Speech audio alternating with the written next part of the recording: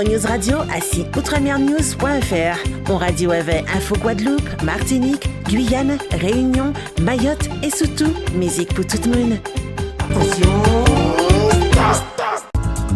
Déménagez en toute sérénité avec AGS, spécialiste du déménagement en Outre-mer. Numéro 1 dans les dom-toms, AGS offre des services de qualité. AGS expédie tous vos colis, conteneurs personnalisés ou partagés à des prix compétitifs et prend en charge le transport de votre véhicule depuis sa propre plateforme jusqu'à sa destination. AGS s'occupe de toute la documentation douanière. AGS, le meilleur conseil et le meilleur prix. Demandez votre devis gratuit sur notre site ags-déménagement.com. ags-déménagement.com.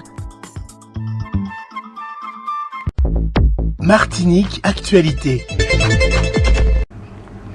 Je vous le disais en titre, le ministre des Outre-mer, Manuel Valls, poursuit sa visite en Martinique. Après avoir annoncé un projet de loi visant à lutter contre la vie chère dans les territoires ultramarins, Manuel Valls a réaffirmé l'engagement de l'État envers la Martinique et contre le narcotrafic en déclarant « L'État ne laissera pas tomber la Martinique ».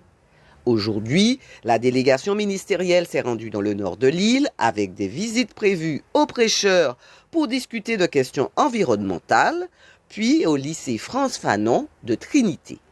La journée se conclura au Robert avec une démonstration de yole avant le départ du ministre en soirée. Un accident insolite s'est produit hier matin vers 3h sur la RN5 à hauteur de Rivière-Salée. Un automobiliste a percuté 5 vaches qui se trouvaient sur la chaussée. 4 des bovins sont décédés suite à la collision. Heureusement, le conducteur, bien que choqué, n'a pas été blessé.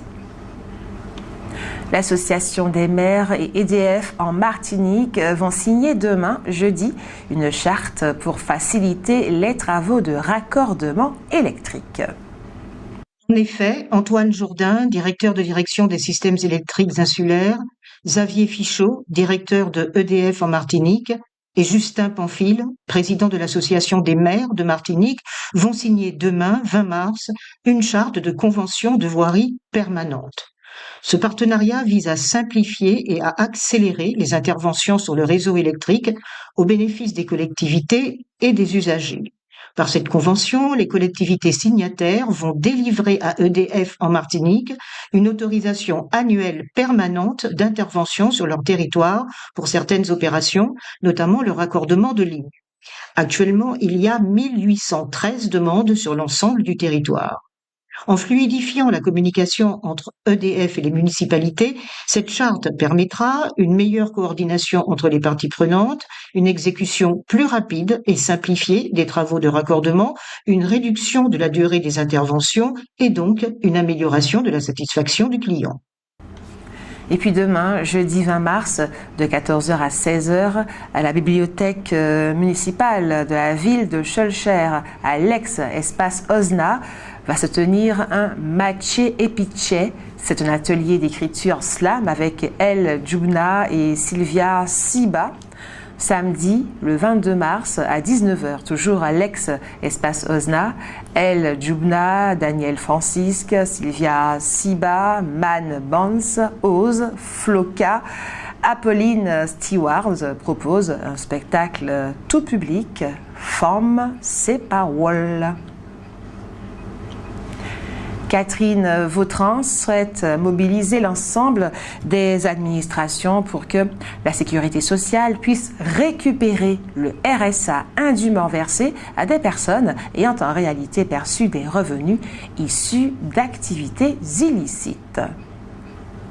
Lors d'une conférence, la ministre de la Santé a expliqué que le gouvernement envisage de mettre en place des mesures permettant de prélever des cotisations sociales sur les revenus générés par des activités illégales comme le narcotrafic. Pourquoi ne pas faire preuve de créativité, a-t-elle demandé, évoquant l'idée d'appliquer une contribution sociale généralisée, une forme de CSG, contribution sociale généralisée sur ces revenus, une pratique déjà mise en œuvre en matière fiscale, mais jamais au niveau social. La loi française autorise en effet le fisc à taxer les revenus issus du trafic de drogue en les assimilant à des bénéfices industriels et commerciaux. Dans la même logique, l'État souhaite désormais récupérer des cotisations sociales sur les sommes générées par cette économie parallèle. Cette mesure pourrait être introduite soit dans la proposition de loi sur le narcotrafic, actuellement examinée au Parlement, soit dans la proposition de loi Cazenave, qui vise à lutter contre la fraude aux aides publiques. Par ailleurs, Catherine Vautrin entend renforcer les échanges d'informations entre la justice, l'administration fiscale et les organismes sociaux, afin que dès qu'une arrestation et un jugement confirment que des revenus illégaux ont été perçus, la sécurité sociale puisse récupérer les sommes versées indûment au titre du RSA, le revenu de solidarité active.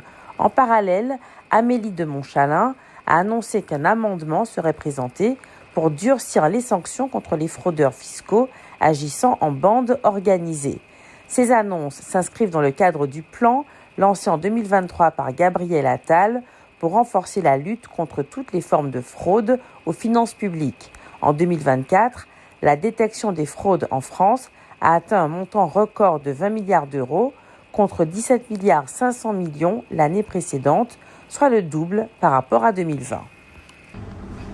Demain, jeudi 20 mars, de 18h à 20h30, à la médiathèque Yves Valero à Trinité, une causerie débat sera animée par Valère Aiguille dans le cadre de la 5e édition du Festival international de spectacles interactifs Graines de parole sur le thème « Les enjeux du conte en Martinique ». Il est question de partager les réflexions de l'association Martinique Images autour de l'importance de raconter aux petits, emmener les enfants au spectacle. Demain, jeudi également, de 9h à 12h30, l'Université des Antilles organise un forum de la fonction publique sur le campus de Schœlcher. Cet événement vise à faire découvrir aux étudiants la diversité des métiers de la fonction publique, les concours et les voies d'accès, tout en les aidant à construire et consolider leurs projets professionnels. À travers des échanges avec des professionnels, les participants pourront obtenir de précieuses informations sur les stages, les recrutements et les perspectives de carrière. Ce forum sera l'occasion d'apprécier les nombreux débouchés offerts par l'administration publique et les institutions affiliées. La ville de Saint-Joseph et le centre communal d'action sociale de cette commune ont lancé aujourd'hui Gym Senior Circuit Training, un programme de remise en forme gratuit destiné aux seniors. Financé par l'Agence régionale de santé, ARS, il vise à promouvoir le bien-être physique, social et mental des bénéficiaires en proposant des séances hebdomadaires de fitness adaptées. L'événement s'est déroulé à l'Agora Sport de Saint-Joseph.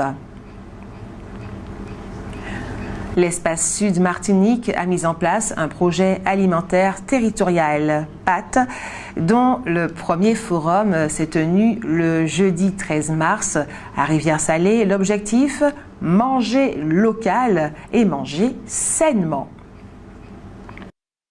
Les premières analyses du PAT, le projet alimentaire territorial, donc de l'Espace Sud, révèlent une dépendance alimentaire excessive aux grandes surfaces.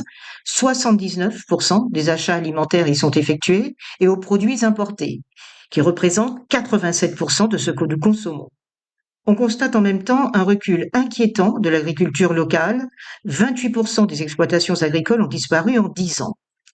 Pour inverser cette tendance, l'Espace Sud mise sur une gouvernance alimentaire participative impliquant tous les acteurs du territoire. C'est ainsi que jeudi dernier, une centaine d'acteurs économiques et institutionnels ont participé au Forum de l'alimentation locale porté par l'Espace Sud. Au cours de cette matinée, une réflexion par sous-groupe a été menée sur la restauration collective, l'accessibilité alimentaire, la pêche, l'aquaculture, la production locale et l'éducation alimentaire. Mais il apparaît évident qu'au-delà de l'implication de l'Espace Sud en sa qualité d'intercommunalité, l'union des acteurs locaux est essentielle pour réussir une transition absolument nécessaire. Il en va de la santé des Martiniquais et de l'avenir économique du territoire, affirme André Le Sieur, président de l'Espace Sud. Le CHMD, la direction des soins et le trio de pôles intersectoriels organisent la semaine de la bientraitance au sein de l'établissement du lundi 17 mars au vendredi 21 mars. Ce mercredi, la ville de Fort-de-France et l'association Machin Foyal ont organisé la foire de Carême au Grand Marché. Les clients ont pu trouver sur place des concombres et des courgettes à 1 € le kilo, mais aussi par exemple des piments forts à 5 € le kilo. Au News Radio à site outremernews.fr. On radio avec Info Guadeloupe, Martinique, Guyane, Réunion, Mayotte et surtout musique pour tout le monde. Attention.